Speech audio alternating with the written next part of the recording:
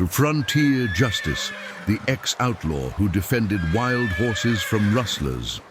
The New Mexico territory had a way of keeping secrets. Its red canyon walls swallowed the echo of gunshots before they could travel far, and its dust-covered tracks almost as fast as men could make them. Elias Cole had chosen it for exactly those reasons 2 years ago, when he had ridden away from everything he used to be and decided to see if the land might forgive a man his sins, even when other men could not. He was 34 years old and looked 10 years older. The sun had carved deep lines around his eyes, and his hands carried small white scars that told a story he no longer wanted to tell. He worked a modest 40-acre plot near the town of Cimarron, growing feed crops and keeping 3 head of cattle. It was a humble life by any measure, but humility was something Elias Cole was still learning, the way a man learns to walk again after a long illness, slow, deliberate and grateful for each step. The people of Cimarron knew little about him and preferred to keep it that way. He paid for his supplies in cash, greeted people politely without lingering, and never drank at the saloon. Sheriff Tom Haskell had run his name through the telegraph wires when he first arrived and found nothing outstanding, which meant either Cole was clean or he was careful. The sheriff suspected the latter, but had no cause to push harder. A man who kept to himself and caused no trouble was the kind of man a town like Cimarron quietly appreciated. What nobody in town knew was that Elias Cole spent his evenings in the canyon. The Cimarron Canyon stretched north of his property like a great wound in the earth, its walls the deep orange of smoldering coals, its floor threaded by a cold, clear river. It was wild country, the kind of place where mountain lions came to drink at dusk, and eagles nested so high above that you could mistake them for circling hawks. And it was there, 3 weeks after he had first settled on his land, that Elias had seen them. The mustangs numbered about 30, a mix of bays and sorrels and roans moving through the canyon like a slow brown river. They were led by a paint stallion, unlike any horse Elias had ever laid eyes on in all his years of riding. The animal was large for a mustang, broad through the chest, with a coat that was split almost perfectly in half. Black on the left side, white on the right, as if God had been undecided about what kind of horse to make, and had simply chosen both. His mane was long and tangled, and he moved with the particular arrogance of a creature that had never once been told what to do. Elias had sat on a flat rock overlooking the canyon for almost an hour that first evening, watching the herd graze and drink in the fading light. He had not moved, had not made a sound, and when the paint stallion raised his head and looked directly up at where Elias sat, something passed between them that Elias could not explain and would never try to. He named the horse Ghost, not because the animal was pale, he was not, but because of the way he appeared and disappeared in the canyon shadows, there one moment and gone the next, like something between the living world and whatever lay beyond it. Elias came back the next evening, and the one after that. He never went down into the canyon floor to approach the herd. He never brought rope or grain or anything that might be read as an attempt to capture or tame. He simply came and watched, and slowly, over the course of weeks, Ghost stopped raising his head when Elias appeared on the rock above. The stallion accepted his presence the way wild things sometimes accept stillness, not with trust exactly, but with something close to tolerance, which in the world of wild horses amounts to the same thing. Clara Raines noticed, of course. She noticed most things that happened within a mile of her property, which bordered Eli's land on the eastern side. She was a widow of 40, sharp-eyed and straight-backed, and she had managed her late husband's ranch alone for 6 years without complaint and without failure. She had seen Eli walking toward the canyon in the evenings from her porch, and one afternoon she rode over to his fence line and asked him plainly what he was doing out there. He told her about the mustangs. He described Ghost carefully, as if the words were a kind of portrait. Clara listened without interrupting, which was something Elias was not used to. My husband used to say that wild horses carry something that broken ones lose, she said when he was done. He could never put a word to it. Dignity, Elias said without thinking. Clara looked at him for a long moment. That's the word, she said, and rode back home. It was the most either of them had spoken to another person in some time, and both of them felt it. The trouble arrived on a Tuesday in late October, the way trouble in the territory tended to arrive, quietly and with paperwork. 2 riders came into Cimarron ahead of a wagon, and then a day later the wagon arrived, and then 3 more riders came behind it, and by the time Wade Dolan himself rode down Main Street on his buckskin gelding, the whole company numbered 8 men and carried enough rope and portable corral panels to round up a small army of horses. Elias was at the general store picking up flour when he heard the name spoken by the man behind the counter, and the flour sack slipped from his hands before he could stop it. "Dolan," he said. "Wade Dolan." "That's the one," the storekeeper said cheerfully, not noticing the colour that had left Elias's face. "Got papers from the territorial government, they say. Authorised to round up wild horses for sale to Fort Union. Good money in that, I'd reckon." Elias paid for his flour and walked out into the October light and stood very still for a moment in the middle of the street. He had ridden with Wade Dolan for 4 years. The Dolan gang had worked the stretch of territory between Colorado and Texas, hitting stage lines, robbing cattle buyers, running horses across the border into Mexico, and selling them back into the United States under different brands. They were not the most famous outlaws in the territory, but they were among the most careful, and that carefulness had kept them out of prison long after men twice as clever had hanged. Elias had left the gang after a stage robbery outside of Taos that had gone wrong in a way that still woke him up some nights. A passenger had been shot, not killed, but shot, and it had been enough. He had ridden hard and far, sent no word back, and rebuilt himself from nothing in Cimarron. He had thought he was done with Wade Dolan the way a man is done with a fever, completely and with no desire to remember it. He was wrong. That evening, Elias did not go to the canyon. He sat at his kitchen table until the lamp burned low, thinking hard. The government papers might be real. Wade had always been clever about covering his operations with legitimate business. It was one of the reasons the law had never managed to pin anything serious on him. But Elias knew his old boss well enough to know that the papers were only the beginning of the story, not the whole of it. Wild horses sold to the army were one thing, wild horses that could be sorted, the unbranded ones sold legally, and the stolen branded ones moved quickly across the border. That was the real business, and a canyon like Cimarron's, remote and full of horses that nobody had officially claimed, was exactly the kind of place Wade Dolan had always had a talent for finding. The next morning, Elias rode into town and knocked on the door of Sheriff Tom Haskell's office. Haskell was a careful man of 50 who had survived 20 years of frontier law enforcement by listening more than he spoke. He listened now as Elias laid out what he knew about Dolan's history. When Elias was done, the sheriff was quiet for a long time. "You're telling me," Haskell said slowly, "that you used to ride with these men?" "Yes, sir." "Oh, and now you're asking me to take your word over a set of territorial government papers?" Elias had expected this. "I'm asking you to look at the papers more carefully, and to watch what they do beyond the wild horse roundup. Wade doesn't go to any trouble unless there's more profit than what's on the surface." Haskell studied him. "I'll look into it," he said finally. "That's all I can promise you." It was not enough, and both men knew it.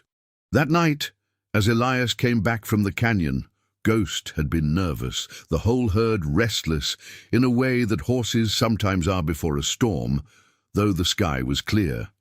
He found a man leaning against his fence post in the dark.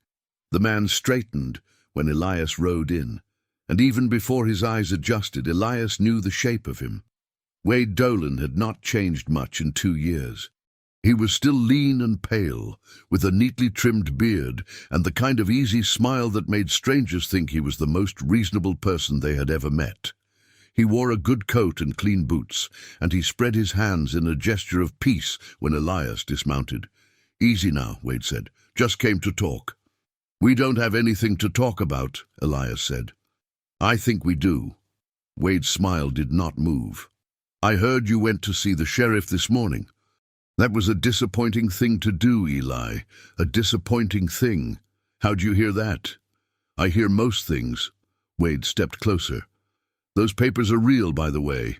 I want you to know that. Everything I'm doing here is legal and proper.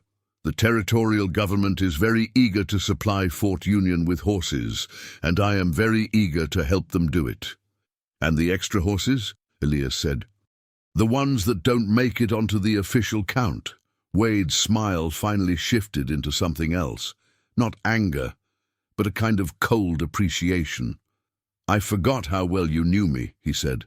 "That's why I came here personally, because you're the one man in this territory I'd actually want beside me, and instead you're living out here playing farmer." He gestured at the land around them with genuine contempt. "This is beneath you, Eli." "I'm going to ask you to leave my property," Elias said. "I'll leave," Wade said agreeably, "but I want you to think about something first. The roundup starts in 2 days. Cimarron Canyon is on my list. Now those mustangs in there, they're not your horses. You've got no legal claim to them. There's nothing you can do to stop what's coming." He put on his hat and gathered his horse's reins. "So maybe the smart thing is to stop trying. Or maybe the even smarter thing is to come back where you belong." He rode off, without waiting for an answer. Elias stood alone in the dark for a long time after that. The night was cold and full of stars, and somewhere in the canyon a coyote was singing to nothing in particular. He thought about what it cost a man to change, and whether it was ever truly possible. And he thought about Ghost moving through the canyon shadows, with that proud, untameable head held high. In the morning, he saddled his horse before sunrise and rode to Clara Raines's ranch. She opened the door before he could knock, as if she had heard him coming, and listened to everything without expression. When he finished, she was quiet for a moment. "What do you need?" she asked. "Your fastest horse," he said. "And your silence." She brought him a line-backed dun that she said could run all day without complaint, and she did not ask a single question. As he was leaving, she said only one thing: "Come back from this." He promised her he would try. The roundup crew moved at dawn 2 days later, exactly as Wade had said. Elias had spent those 2 days watching from the canyon rim, tracking the movements of Dolan's men, counting ropes, and studying the configuration of their portable corrals. They were professional and organized, and they would be fast. A herd of 30 horses in a canyon with only 2 exits was not a difficult job for 8 experienced men. Elias had one advantage, and it was not the kind that could be counted or measured.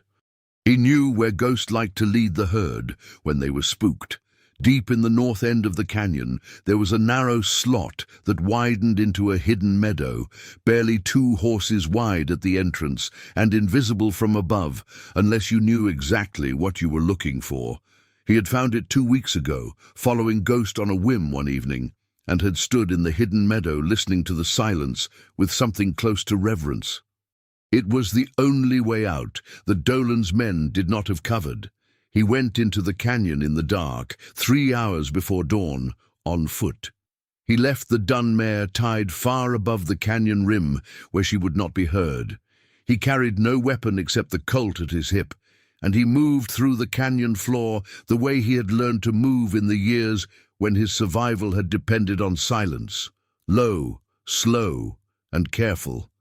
The mustangs sensed him before they saw him. The herd shifted and murmured in the dark, and Elias heard Ghost's hooves on the stone, a sound he had come to know as well as his own heartbeat. He stopped moving and crouched down and began to breathe in a slow, deliberate rhythm, the way he always did on the rock above the canyon when he came to watch them. The shifting stopped. The murmuring quieted.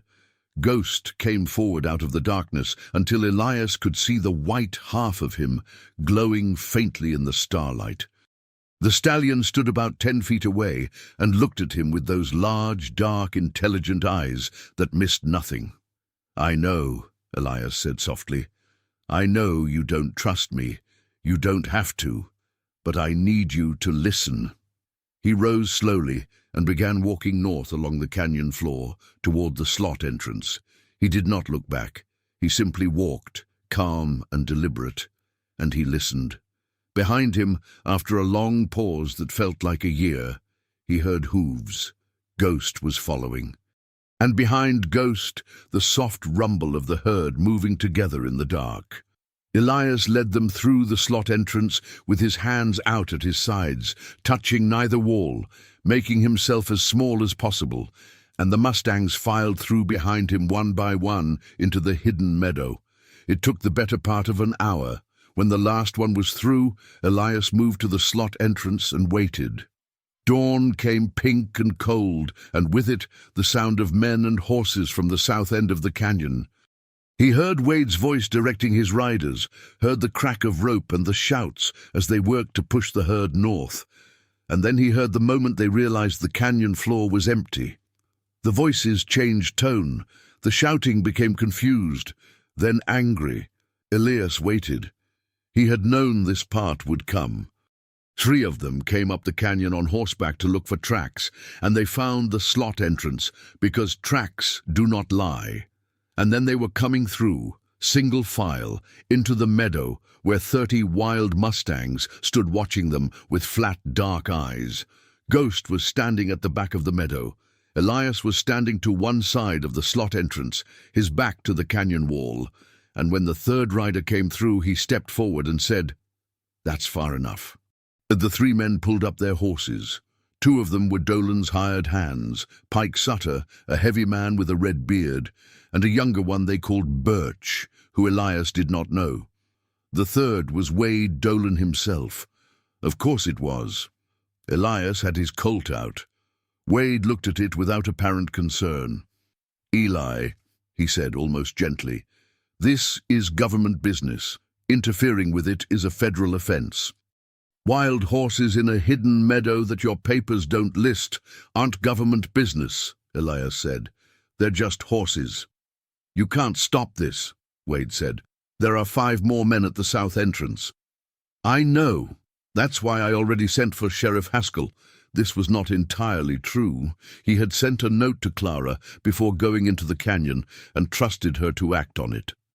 Whether she had, and whether Haskell would come in time, were things Elias had chosen not to spend energy worrying about.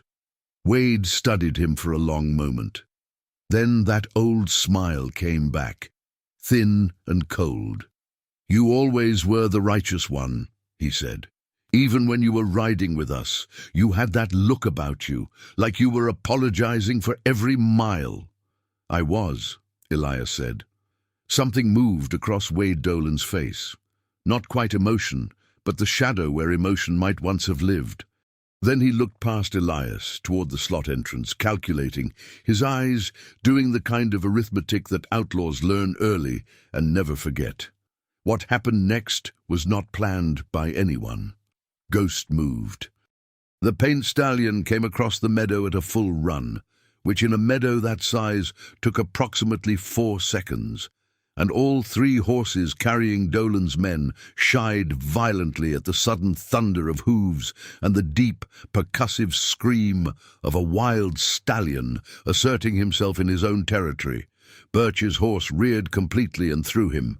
Pike Sutter's horse spun and bolted back through the slot entrance into the canyon beyond. Wade's buckskin crow-hopped sideways twice and then stood trembling, and Wade, to his credit, stayed in the saddle, but his attention was on his horse, and his hands were occupied. Elias stepped forward and took Dolan's revolver from its holster before the man could gather himself, and then stepped back.